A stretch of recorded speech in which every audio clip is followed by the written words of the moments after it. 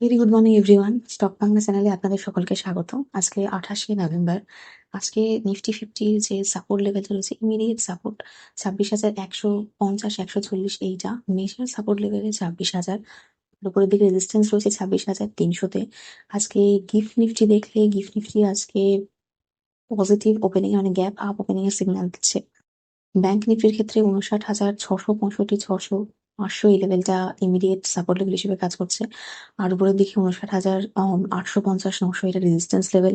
সেন্সেক্স এর ক্ষেত্রে 85,638-600 এটা সাপোর্ট লেভেল হিসেবে কাজ করছে। আর উপরের দিকে 86,030-50 রেজিস্ট্যান্স লেভেল হিসেবে কাজ করছে। এবার গ্লোবাল মার্কেট দেখতে পারবো না, তার কারণ হচ্ছে আগের দিন 27শে নভেম্বর থ্যাংকস গিভিং দিয়েছিল, বন্ধ ছিল গ্লোবাল মার্কেট। এবার ইন্ডিয়ান মার্কেট তো অল টাইম হাই।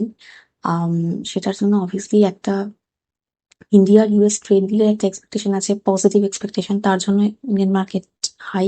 তার সাথে সাথে রয়েছে ডিসেম্বরের যে আমাদের এমপিসি মিটিং রয়েছে, সেখানে আরবিআই গভর্নর বলেছেন 25 বেসিস পয়েন্টের একটা রেট কাট হলেও হতে পারে। তো সেটার একটা সম্ভাবনা খুব বেশি পরিমাণে আছে, কারণ আমাদের ইনফ্লেশনও ঠিকঠাক রয়েছে। তো সেই জন্য যদি রেট কাট হয়, সেটা মার্কেটের জন্য অবভিয়াসলি একটা পজিটিভ নিউজ।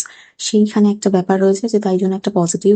এছাড়া গ্লোবাল মার্কেটের ক্ষেত্রেও আমরা ডিসেম্বরে ফেডের রেট কাট দেখতে পারি। তো সেক্ষেত্রে ওটা যদি হয় তাহলে তো আমাদের হচ্ছেই, মানে হবেই আর কি রেট কাট। তো এবার সেটা নিয়ে একটা পজিটিভ ব্যাপার রয়েছে, সেন্টিমেন্ট রয়েছে মার্কেটে, তার জন্য একটা অল টাইম হাই রয়েছে। এবার আমরা যদি কোম্পানি দেখি, সেখানে আমরা ওবেরয় রিয়ালটিকে দেখছি, ওরা প্রজেক্ট পেয়েছে মুম্বাইতে। তো আপনারা স্টাডি করতে পারেন, ফোকাসে রাখতে পারেন। এছাড়া ইন্ডিয়ান ফুড সার্ভিসের ক্ষেত্রে আমরা দেখছি 2030 আসতে আসতে ওদের মার্কেটটা হচ্ছে 125 বিলিয়ন ইউএসডির মার্কেট হতে চলেছে ফুড সার্ভিসে। সেক্ষেত্রে জোম্যাটো, সুইগি, ব্লিঙ্কিট এই সমস্তটা আপনারা ফোকাসে রাখতে পারেন, ই কমার্সকে, তার সঙ্গে সঙ্গে জোম্যাটো, সুইগিকে। এছাড়া বরুণ বেভারেজেস ক্ষেত্রে আমরা দেখছি যে ক্যাম্পা কোলা একটা ভালো রকম কম্পিটিশন দিচ্ছে।